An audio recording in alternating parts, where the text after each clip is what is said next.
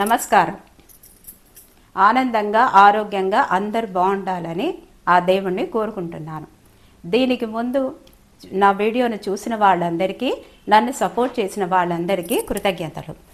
చూడని వాళ్ళు, కొత్తగా చూసేవాళ్ళు చూసి నన్ను సపోర్ట్ చేయండి. ఈరోజు నేను చేయబోయే వంటకం పేరు చిలకడ దుంప, అంటే స్వీట్ పొటాటో. దాంతో పులుసు ఎలా తయారు చేయాలో చూపిస్తాను.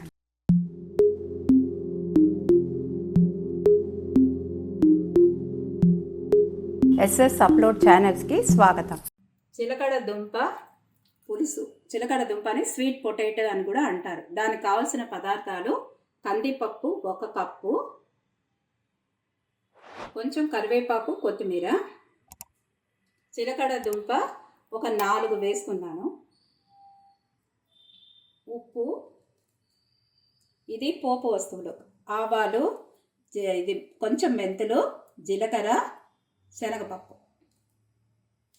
ఒక నిమ్మకాయ అంత చింతపండు తీసుకొని దాన్ని బాగా చేసి పులుసు 1 కప్పు, నూనె ఒక 2 స్పూన్లు. ఇది కావలసిన వస్తువులు. చిలకడ దుంప స్వీట్ పొటాటో అంటారండి. దాన్ని మనం పులుసు అది ఎలా తయారు చేస్తున్నామో చూద్దాం.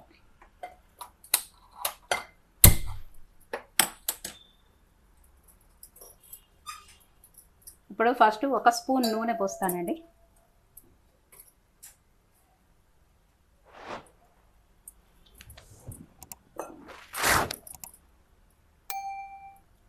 నూనె కాగిన తర్వాత పోపు గింజలు వేయాలండి.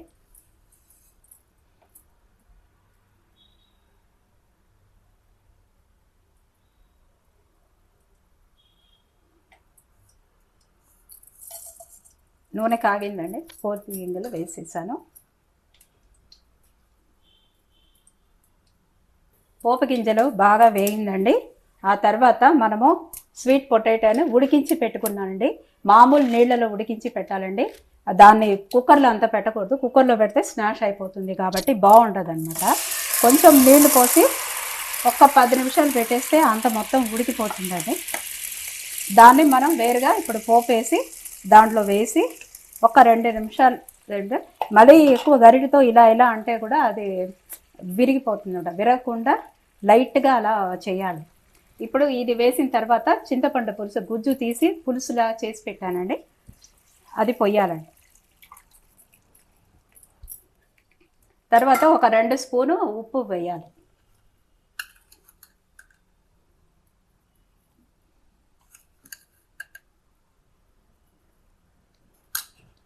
కూర ఉడికించి పెట్టాను కాబట్టి నేను పులుసు ఇది పోస్తున్నాను. మామూలుగా అయితే చింతపండు రసంలో అది దాన్ని ఉడికిస్తారు, కానీ అదేమవుతుందంటే చాలాసేపు పడుతుంది కాబట్టి ఆ పులుసు అంతా కూడా గట్టి పడిపోతుంది కాబట్టి నేను వేరుగా కొంచెం నీళ్లు తీసుకొని ఒక పాత్రలో వేసుకొని దాన్ని బాగా ఉడికించిన తర్వాత ఇప్పుడు అలా వేరుగా చేస్తున్నాను అన్నమాట.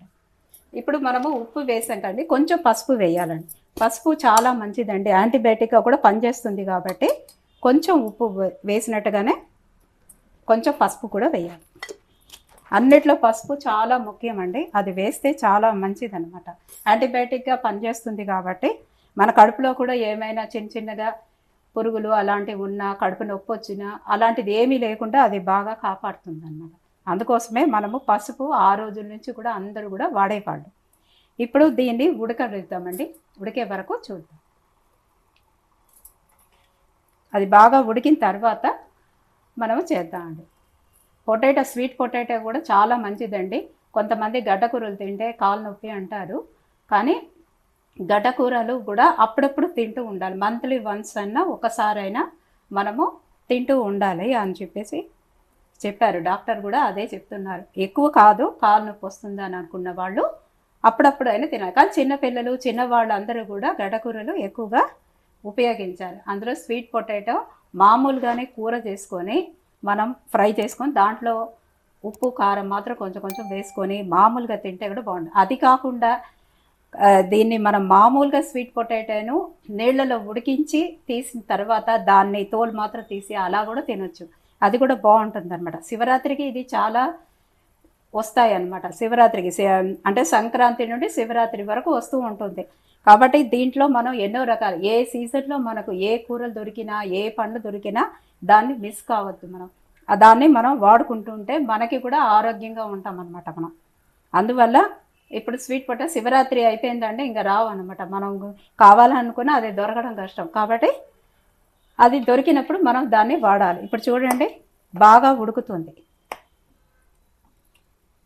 ఇలా బాగా ఉడికిన తర్వాత అప్పుడు మనము ఇది ఉంటుంది కదా పులుసు పొడి, ఆ పులుసు పొడిని దీంట్లో కలపాలి. నేను పులుసు పొడిని వేస్తున్నాను. దీనికి ముందు కూడా మీకు నేను చెప్పాను ఎలా పులుసు పొడికి ఏమేమి వాడాలి అని చెప్పి ఒక వీడియోలో చూపించాను. నేను అదే పులుసు పొడిలో కొంచెం నీళ్లు పోసి దాన్ని ఇలా పోస్తున్నాను. దాన్ని బాగా ఉడికించాలండి. ఇది బాగా ఉడికే లోపల కొంచెం కొత్తిమీర కరివేపాకు వేయాలండి. ఇది బాగా ఒక 2 నిమిషాలు ఉడికిన తర్వాత అప్పుడు మనము పప్పు రెడీగా చేసి పెట్టి ఉన్నానండి. అందువల్ల అది కలిపేసుకోవాలి. ఇది 1 కప్పు వేసానండి నేను. 1 కప్పు అంటే ఈ కప్పుతో 1 నేను వేసాను అన్నమాట కందిపప్పు. ఇంకా కావాలనుకుంటే కందిపప్పు వేయచ్చు. కొంతమంది పులుసులో కొంచెం పప్పు వేస్తారు. అది వాళ్ళ ఇష్ట ప్రకారం వేసుకోవచ్చు అన్నమాట. నేను 1 కప్పు వేసాను. ఇప్పుడు నేను ఈ పప్పును దీంట్లో వేస్తున్నానండి. వేసి కలుపుతున్నాను.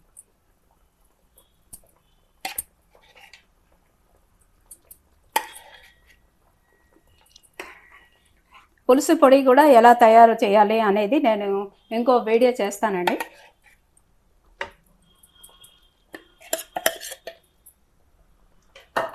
పప్పు వేసేసానండి, బాగా కలిపేసాను. మంచి వాసన వస్తుందండి, సాంబార్ వాసన సూపర్గా వస్తుంది.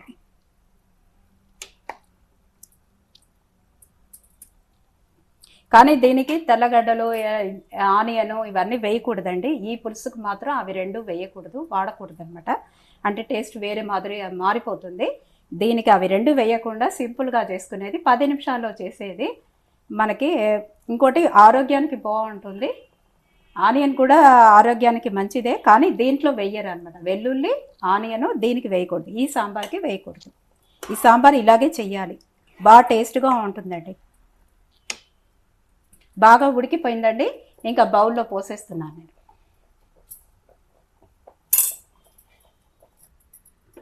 సాంబార్ రెడీ అండి. ఇది బౌల్లో పోసుకుంటున్నానండి. నేను ఇలా చేత్తో పట్టుకొని పోసినట్టే నాకు కొంచెం అలవాటు ఉంది కాబట్టి ఇలా పోస్తున్నానండి. మీరు మాత్రం జాగ్రత్తగా పోయండి. చేతులు కాలు కాల్చుకోకుండా చాలా జాగ్రత్తగా ఉండండి.